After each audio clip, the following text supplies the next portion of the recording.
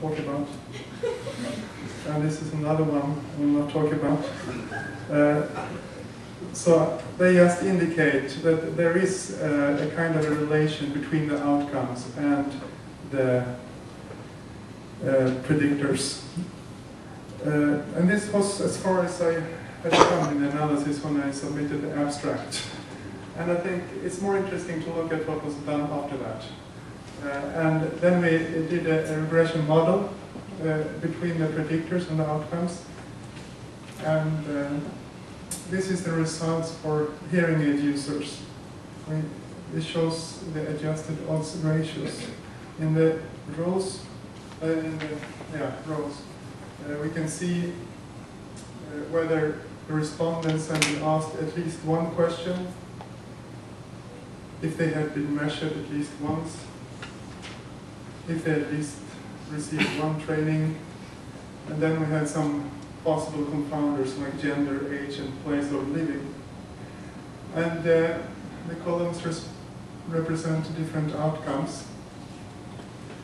And what we can see here is that hearing aid users that were asked questions about the use of the hearing aid, they were about 3 times as likely to report less residual activity limitations. There was no difference between those who had got their hearing measured and those who did not get measured.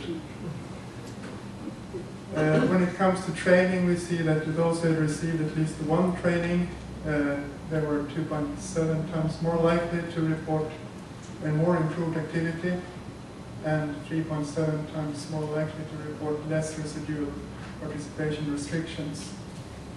We can also see that age is somewhat related to activity limitations and participation restrictions. And we can also see that the outcomes for people living in cities and towns was higher compared to those living in villages.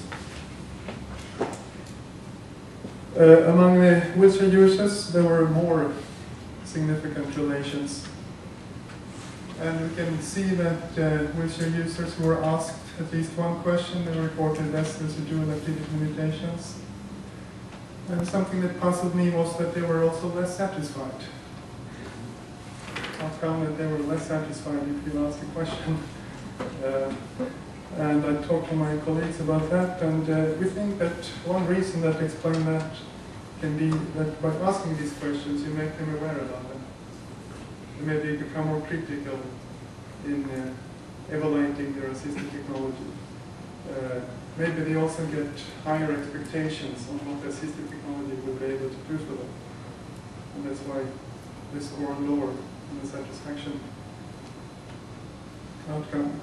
We also see that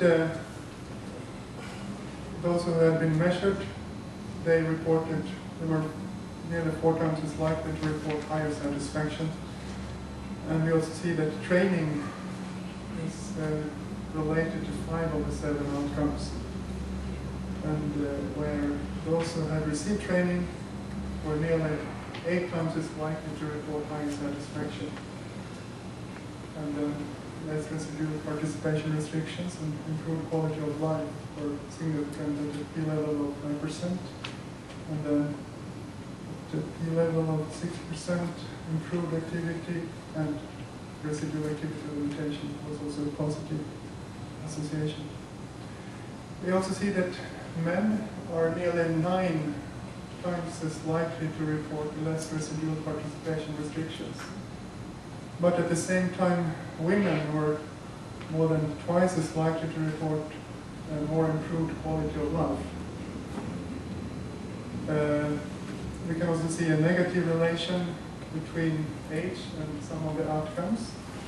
And there's a very strong relation between living in a city or town and positive outcomes.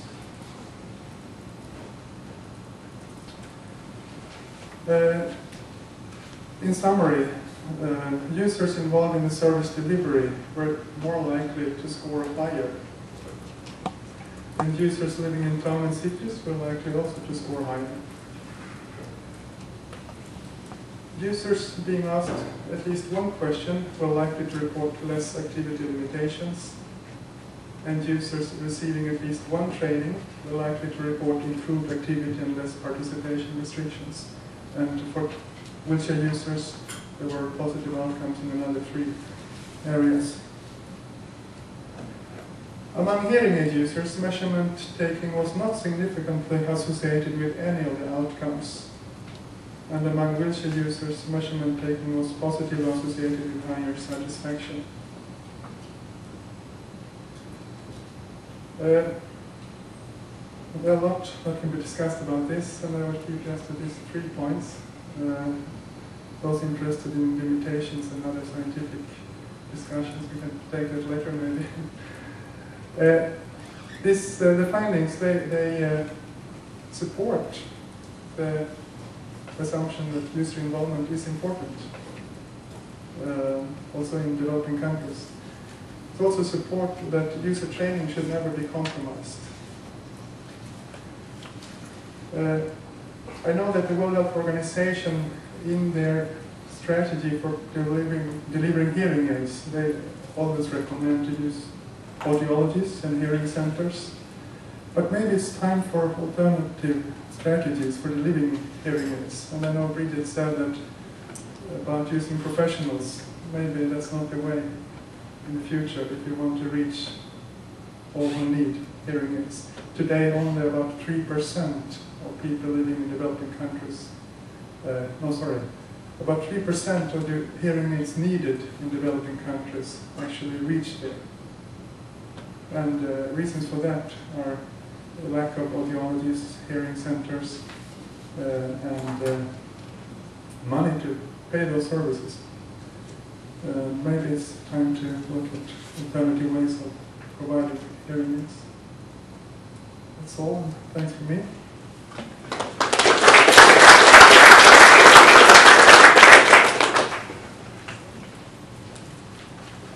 Okay, we have some time for questions.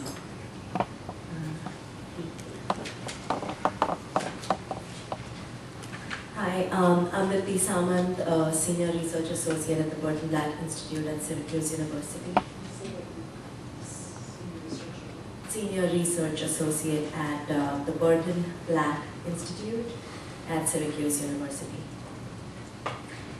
Thank you very much for your presentation, and it was really fascinating to see some of your findings.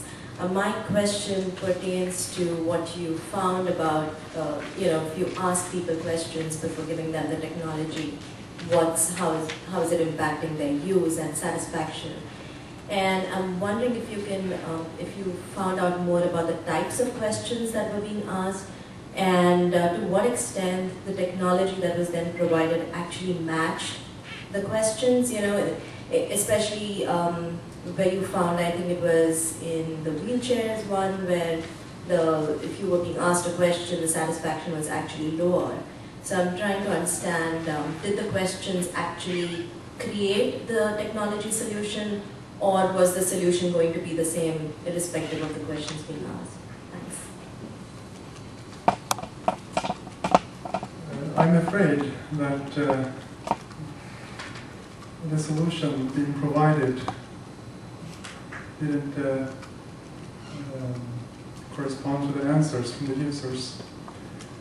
And the reason for that is that there's not a wide selection of assistive technology available. Maybe there is one wheelchair available, one type of wheelchair. So, yeah, I think that explains this. Yeah.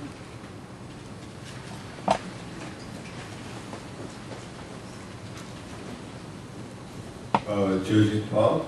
A question about how you ended up choosing to work in Bangladesh, and also what kind of local resources do you need to be in place to do the kind of study that you did? And this might mean whether you're looking at collaborators, people, enumerators. If we wanted to do this kind of work in other countries, what do you need?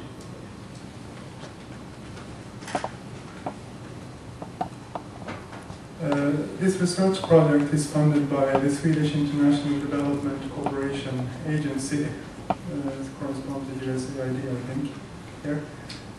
And we collaborate with the Lund University in Sweden collaborates